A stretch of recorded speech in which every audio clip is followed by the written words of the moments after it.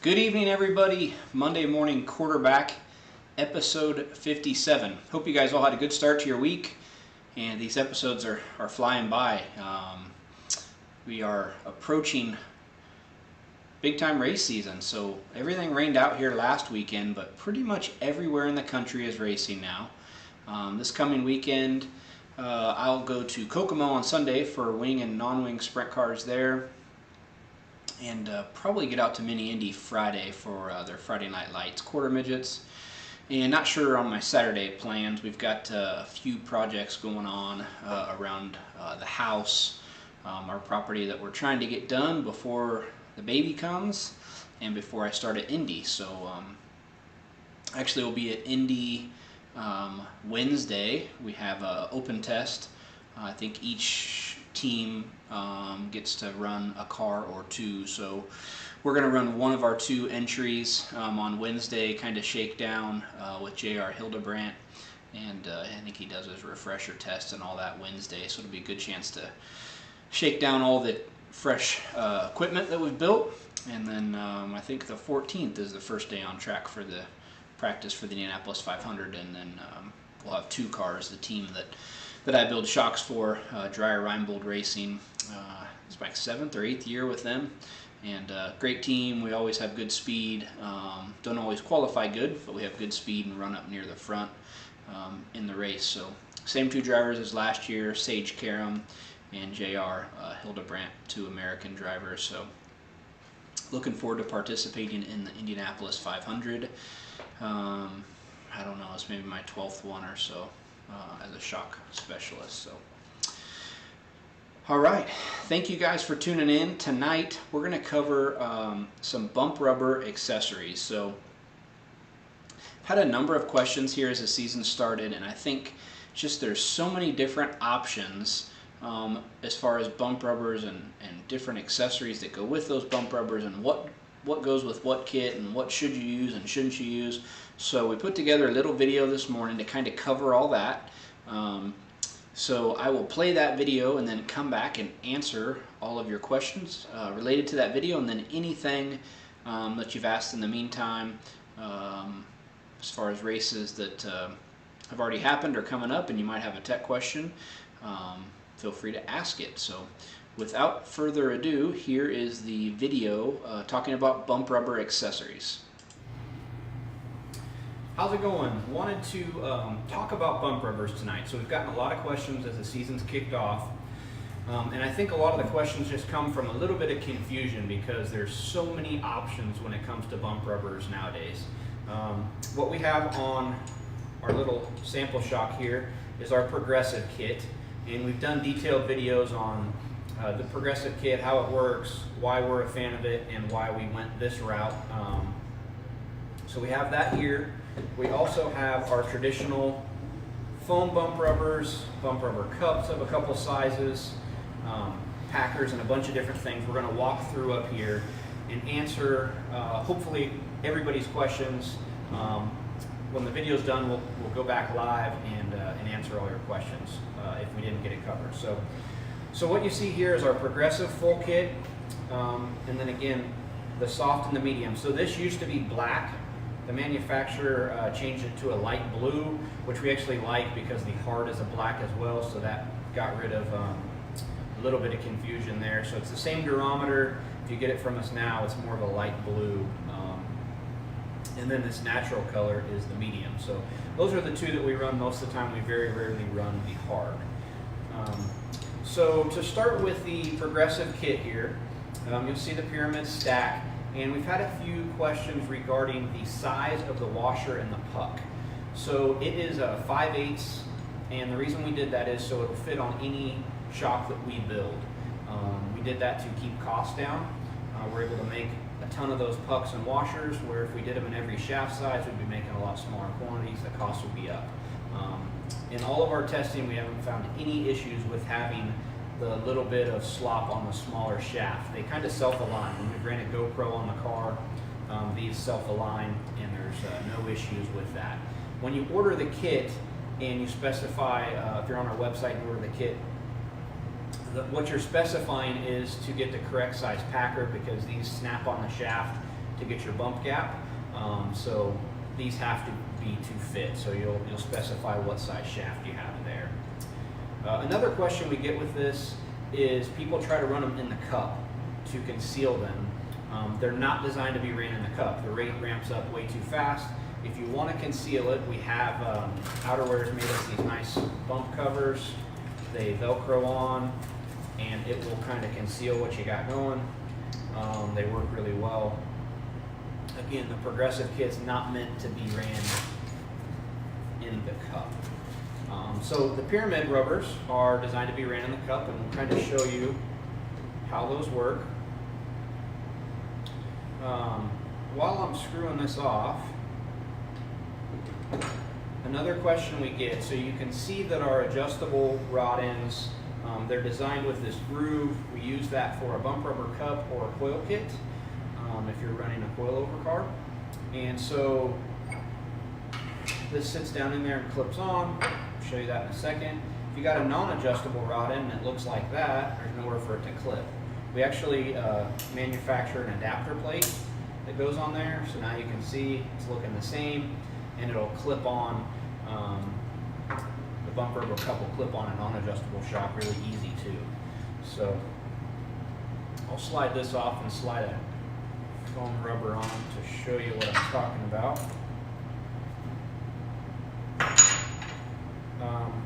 So these are designed to, they kind of have a push fit and then they stay in the cup. Typically we cut the top rib off to get the right height bump rubber. These are full ones that I use for this demonstration, that's why it's sticking out of the cup a little bit. With our shock, and we have instructions on our website and they come with the bump kits, you just want to make sure that adjuster's backed all the way off, counterclockwise full soft, and you're going to screw it on just till it touches. And then you'll bring the jam nut to it and tighten it.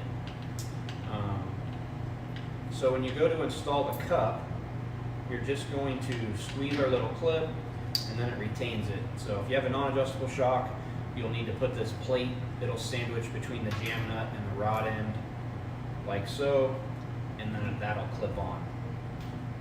We have two different size cups.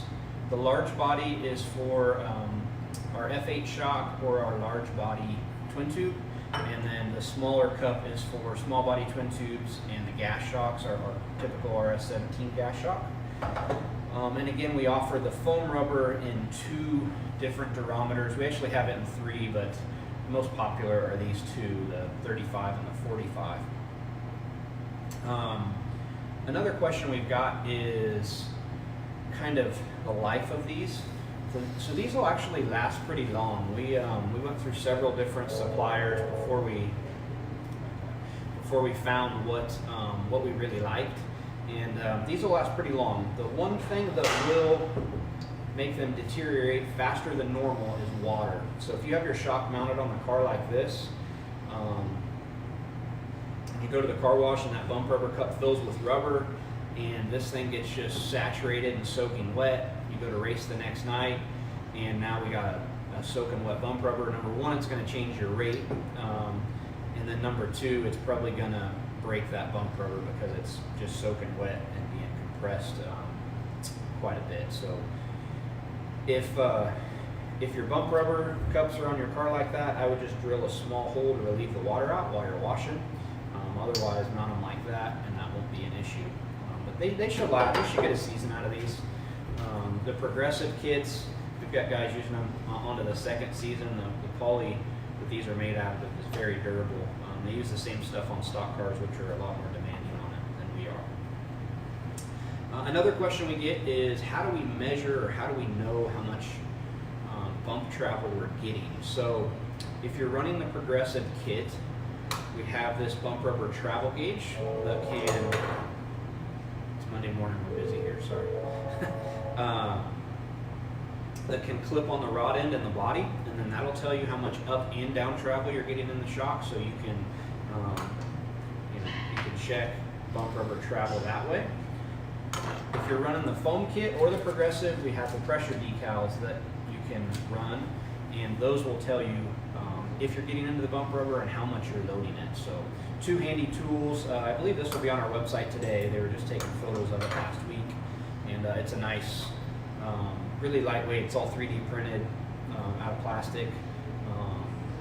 Holds up really well, and it's easy to put on and check. So that kind of covers the gamut of our bump rubber stuff. There's some other manufacturers that have stuff out there, springs and stack springs, and in previous videos we've talked about why we prefer our kits and why we designed them the way we did, because we easily could have went the spring route as well. So you can rewind back to Monday Morning Quarterback. I'll look up what that episode number is and let you know if you missed that one, to learn more about the actual bump rubbers and how they work. I think we dynoed some bump rubbers on the shock dyno to show you how we rate them, etc. But I kind of want to talk about all the different pieces and what you use to make the bump rubbers work effectively on your car. So thank you guys for tuning in. All right, hope you guys enjoyed that little piece we put together talking about all of the different kits and pieces that come with bump rubber kits and the different types of kits. I will proceed with answering questions. Let me get over here to the list. Kevin, 600 micro left front shocks bottoming out. If it's bottoming out aggressively, yes, you can damage the shock. If it's just ever so slightly getting down and using all of the travel, it shouldn't hurt it. What I would recommend is to measure your available travel with the car sitting at ride height, the driver in the car, as it would go on the track. On a micro, you should have 2.5 inches or so of down travel in the left front. If you don't have enough, then we need to look at making an adjustment to the shock body length for your particular application. Sometimes you can give that car as much down travel as you want, and it's still going to use it all because the car's got so much mechanical leverage. So as it goes down into the corner, it's just getting on that left front really hard. We see that in the wing sprint car stuff a lot, and that's actually a big tuning tool, is adjusting that gap. So we adjust it with different height rod ends, with packers and spacers, and that's a big tuning tool for the wing sprint car guys, is how much available travel they have on the left front. If you give a wing sprint car 4 inches, it'll probably use almost all of it, and the car will want to spin out because it'll get down so far on the left front it actually picks the right rear up out of the track. So get with me on that. Shoot me a message, let me know how much available travel you have, and we can work through that to see if it's something that we need to address.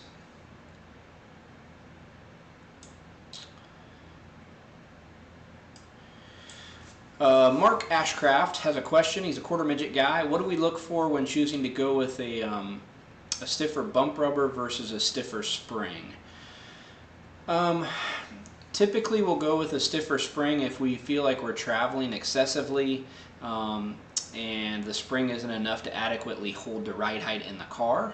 If we feel like we're not loading the tire enough, and then at that point we would look at maybe going to a softer spring and a stiffer bump rubber. It's kind of a fine-tuning thing. You need to figure out what works best for you, but a lot of it could just be the gap of the bump rubber needs tuned. We tend, typically when I go to a national quarter midget race and I've decided this is the spring and the bump rubber package I'm going to run, very rarely will I change the bump rubber, but I will change the gap consistently throughout the course of the event, depending on the grip level. Anybody else that's tuned in have questions about bump rubbers or anything else that's gotten going? Steven, I wish I had good news for you concerning the iOS app. That's been a heck of a project. It's been submitted a handful of times and it keeps getting kicked back for little things.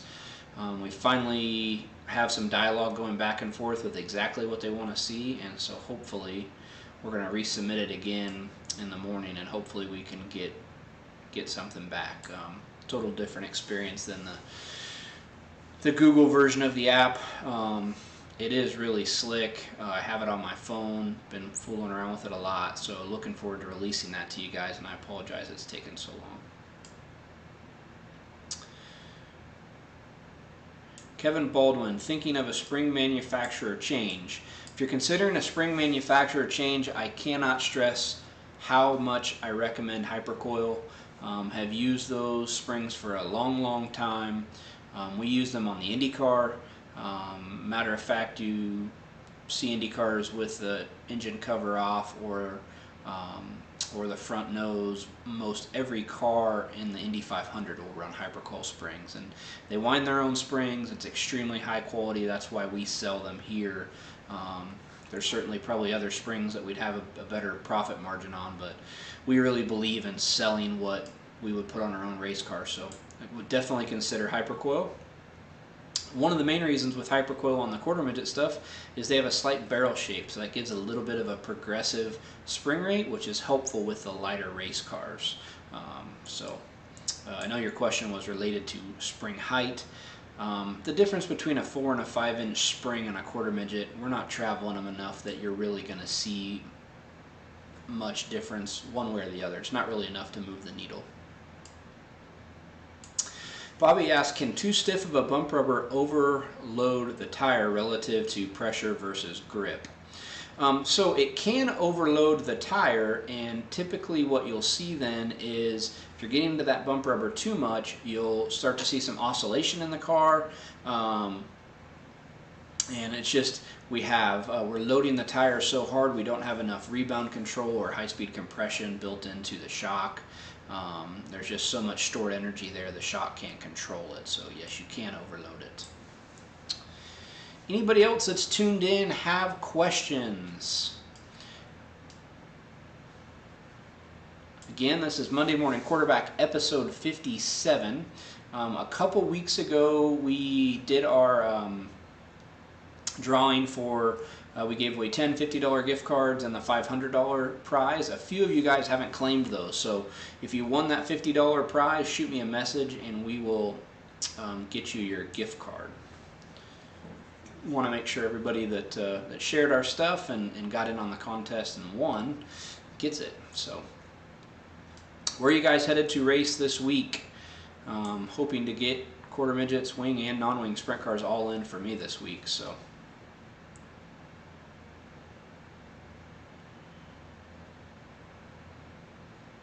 Sean, yes, get with me on that. We actually have some working versions of that. We have it on a few cars. So get with me on that. It's something that at this point, the way we've designed it, it's probably best if we install the cockpit adjuster version on the car. But yeah, we do have that. We have some USAC guys running that. So Perlmutter going to Heart of Texas Speedway in Waco. Home track for the one and only T-Bone Trevor Reed. I think T-Bone was tuned in earlier. I have been to Heart of Texas one time. Cool little racetrack. When I got there, I thought, man, they built this like walkover bridge and it's a great view. And I thought, this is kind of a dangerous place to stand for non-wing sprint cars. Like one could land up there. And sure enough, later that night, one didn't land there, but one almost landed on the people in the pit stand. So, really cool track, but it was like super hooked up that night, and guys were biking, and one car biked and almost landed in the pit stand. So that's and then it rained out, so I didn't get to see the feature, but it is a cool, racy little track. Rob Grice going to do some pavement racing this weekend. Rick Remore, Tulsa Central Series. That's probably a good race. US 24 for Jason Kite. I wished I'd went to US 24 last weekend. I would have bet the farm that it was going to rain out. And so I didn't go. I stayed and did some family stuff, which was good. But yeah, we got a bunch of quarter midget guys that have just moved up to micros and wanted to see them run. Joey, we do not have plans to come to the Syracuse Quarter Midget Club this year. Typically, we just travel to the big region races and the nationals on the USAC side, and then we'll do the Winter Nationals in Vegas on the QMA side. We sometimes do the Grands on the QMA side as well, but the Western Grands this year, or I guess it's the Eastern Grands, are in Colorado. not very far east, but it falls during Knoxville time for us, so we can't do both.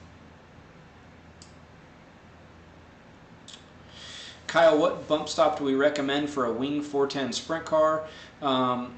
So as if you've saw the video earlier, the standard traditional foam rubber in a cup works really good if you're just wanting to run a left rear bump rubber.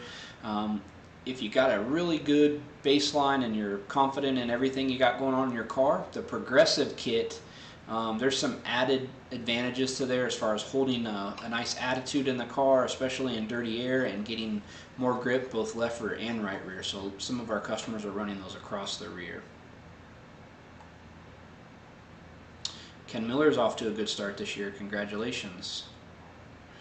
Dave, thanks for tuning in. I just mounted a new Sharp Advantage headrest in Hudson's quarter midget. We've been doing some practicing, and he's getting going fast enough that his little neck can't hold his head up. And we sell Sharp's a headrest here, sell a lot of them, and I didn't realize he'd changed the brackets, and really slick. It's threaded, and gosh, it mounted in a snap. I had that headrest in the car in like 5 minutes, so cool upgrade there from Sharp Advantage. So,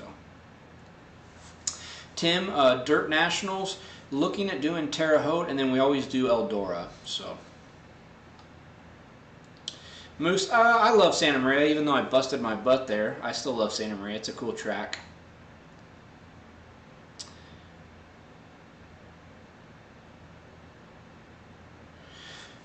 Ryan, so a lot of guys you'll see run a bump rubber on the left rear in the micros for non-wing, and I think they have it on there for when they go wing and they just don't take it off, because very rarely does the car down travel in the on the left rear enough to see a benefit in a non-wing application.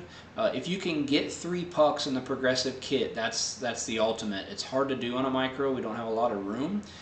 We have guys running 2 and run successful with 2. Just the rate ramps up. It becomes a little more linear when we go from 3 bump rubbers to 2. So, Dan, thanks for watching. And cool, I think we answered everybody's questions. So, thank you all for tuning in. We hope you had a fantastic week. And we'll be back next week with another Monday morning quarterback. So good luck wherever you're racing, and let us know how it goes. We'd love to use you in social media. Take care, guys.